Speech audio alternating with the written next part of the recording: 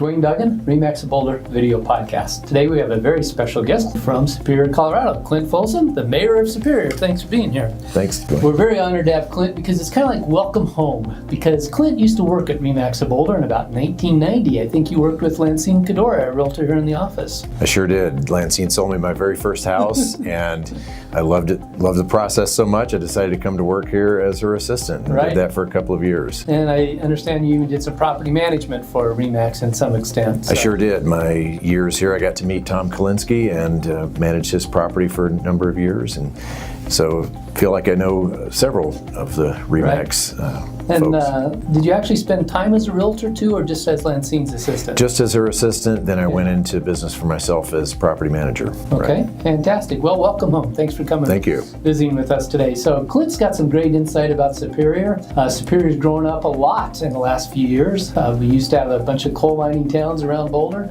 consisting of Lafayette, Louisville, Erie, and Superior.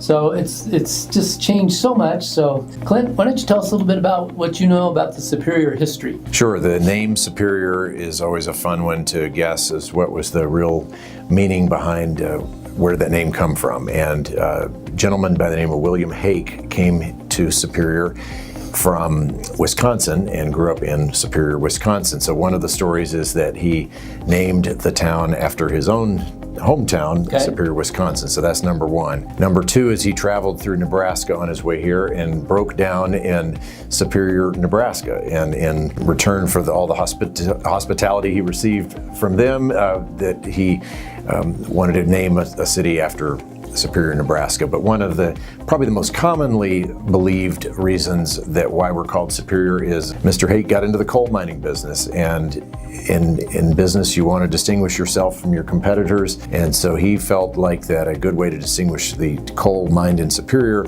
was to say it was superior to all other coal from Louisville or Lafayette or surrounding communities. So what's the mayor's vote on which one of those is the most likely? I'm going to go with the coal because the coal that seems to be the most commonly referred to story, so we'll stick with that one. That's the one that I've heard, and I don't know if that was listening to you speak at some time. I might have heard Probably that before. so. Somewhere I had heard that was the one. So you think of all these communities outside of Boulder, and you look at the traffic coming into Boulder on a daily basis. Some of these communities have been bedroom communities to Boulder. What's your feel? Is Superior a bedroom community, or does it have its own employment base now? Sure.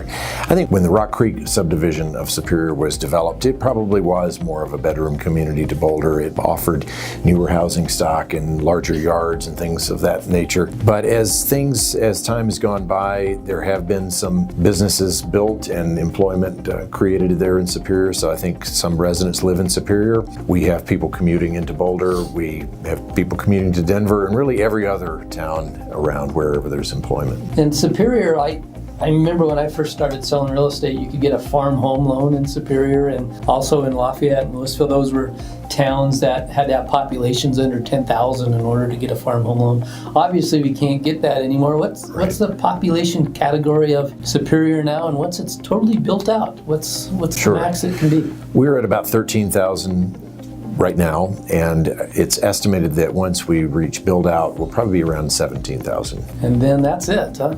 That's it. Then it'll just be redevelopment and a little bit of infill, but we're pretty sure that we'll settle definitely under 20,000. Because you're just out of ground. Out of ground. We're a 4 square mile town, and that's all we're ever going to be. We're pretty much surrounded by open space to the west, and Louisville to the north, and Broomfield to the south. So we're set. Okay, so you just said what, 4 square miles? We're a 4 square mile town. That's the total, and they're not looking to annex ground outside the area, or nothing? We've got some very small areas that we could annex behind our Costco, but we're not talking a significant area at all. Okay, and so let's dive into like commercial development, like what's being developed right now, and then what you see on the horizon coming into Superior. Sure.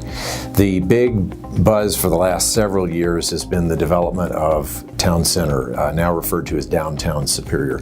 So it's 150 acres right at the corner of McCaslin and US 36, and that is about 150 acres. It'll probably be a 15-plus year development to get it totally complete. It's the first building out of the ground was a sports stable, It's a multiple sport facility that it's just under 200,000 square feet in size.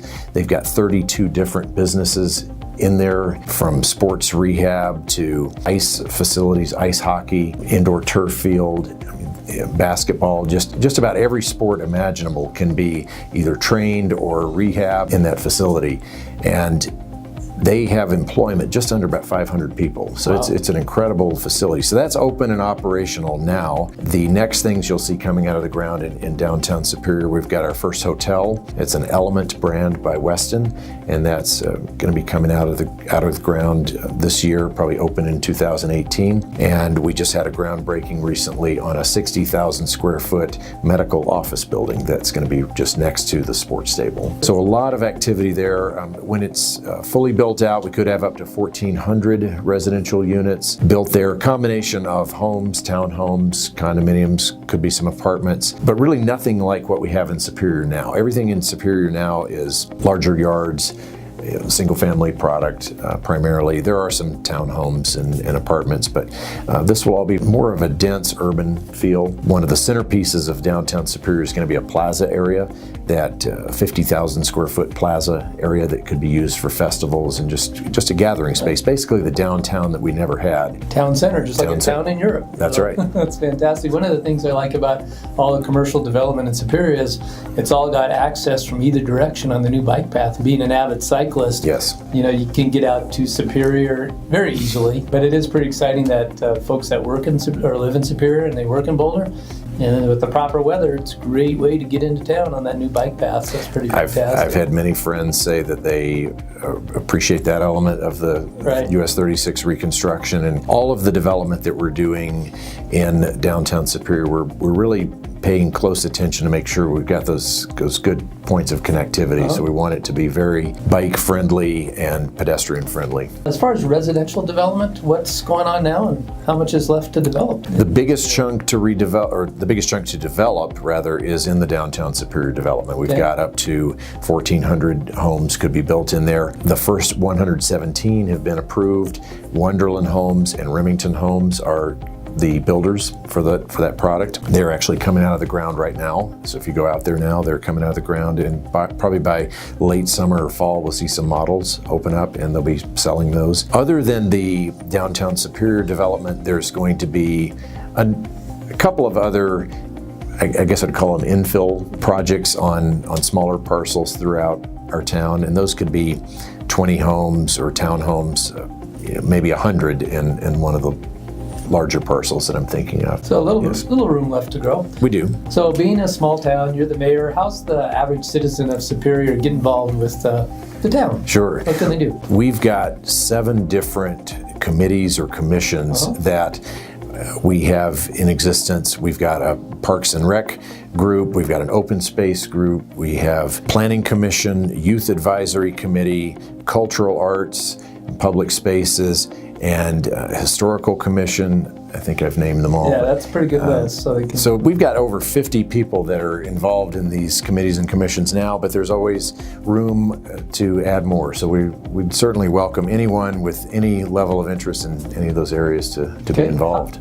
How or when does the town council meet in Superior? We have 2 meetings a month, the second and fourth Mondays of each month at Town Hall, and those meetings the official meeting starts at 7 p.m. We often have a work session that starts at 6 p.m., so 6 to 7 is work session. Formal meeting starts at 7. Okay, I've seen some long ones in Boulder on Channel 8. Yes. Yours usually go later. We also have a Channel 8 in Superior that Superior residents can watch it on Comcast cable if they want. We also stream them live on the web, and all of our meetings are recorded, so people can go back and watch them over and over again on their computer if they'd like to. Speaking of the web, how can they find information about Superior on the SuperiorColorado.gov is our town website.